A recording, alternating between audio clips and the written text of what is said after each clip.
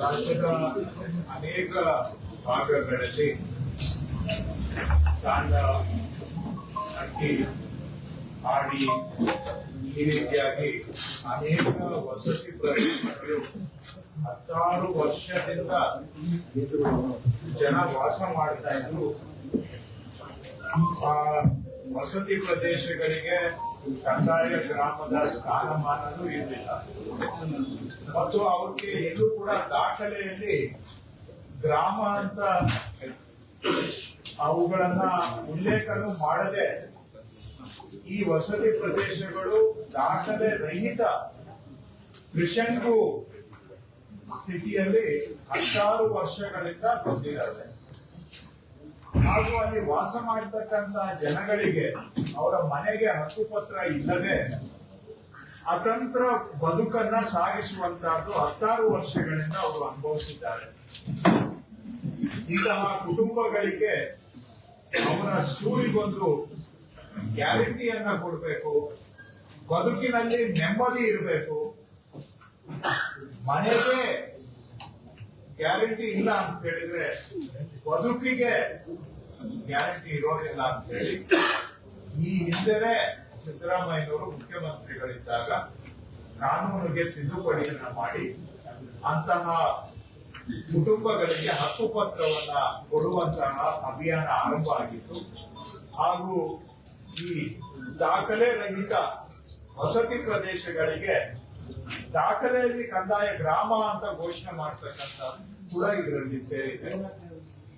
2016ರಲ್ಲಿ ಕಾನೂನು ಅವಕಾಶ ಆದರೂ ಕೂಡ 2023ರವರೆಗೆ ಕೇವಲ 1 ಲಕ್ಷ ಕುಟುಂಬಗಳಿಗೆ ಮಾತ್ರ 6 ವರ್ಷದಲ್ಲಿ ಹಕ್ಕುಪತ್ರಗಳನ್ನ ನೀಡಲಾಗಿತ್ತು.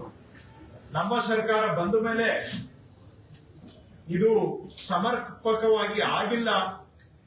ನಿಜವಾಗಿ ಬಡವರಿಗೆ ಎಲ್ಲರಿಗೂ ಕೂಡ ಈ ಕಾರ್ಯಕ್ರಮ ತಲುಪಿಲ್ಲ. ಇದು ಬಡವರ ಕಾರ್ಯಕ್ರಮ. ಇದು ನಾವೇ ಸರ್ಕಾರದಿಂದ ಪೂರ್ಣ ಜವಾಬ್ದಾರಿಯನ್ನ ತೆಗೆದುಕೊಂಡು ಜನರಿಗೆ ಈ ಕೆಲಸವನ್ನ ಹಕ್ಕುಪತ್ರಗಳನ್ನ ಕೊಡ್ತಾ ಇದ್ದೇವೆ. ಅದರಲ್ಲಿ 1,10,000 ಹೋದ ವರ್ಷ ಹೊಸಪೇಟೆಯಲ್ಲಿ ಈಗಾಗಲೇ ನೀಡಲಾಗಿದೆ.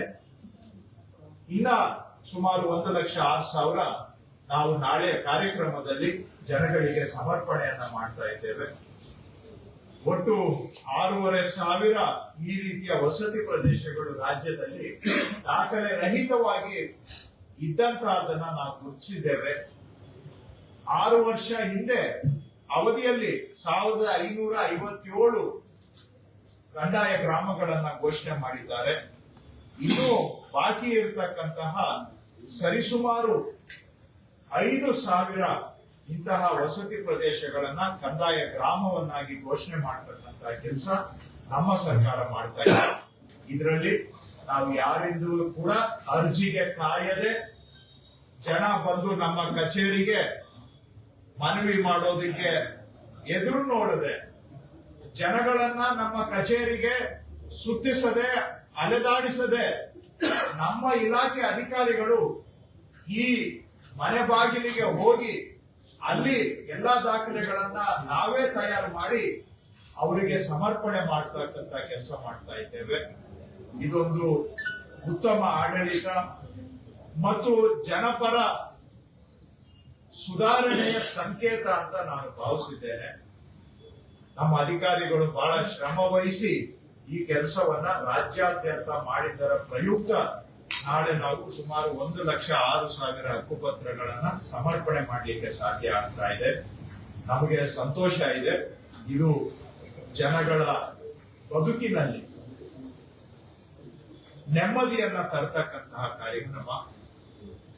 ಅವರು ವಾಸ ಮಾಡತಕ್ಕಂತ ಮನೆಗೆ ಒಂದು ಗ್ಯಾರಂಟಿ ಇಲ್ಲ ಅಂತ ಹೇಳಿದ್ರೆ ಅತಂತ್ರದಲ್ಲಿ ಬದುಕಬೇಕಾದ್ರೆ ಅವರ ಸ್ಥಿತಿಯನ್ನ ನಾವು ಊಹೆ ಮಾಡ್ಕೊಳ್ಬಹುದು ಅಷ್ಟೇ, ಅದನ್ನ ನಾವ್ಯಾರು ಅರ್ಥ ಮಾಡ್ಕೊಳ್ಲಿಕ್ಕೆ ಆಗೋದಿಲ್ಲ.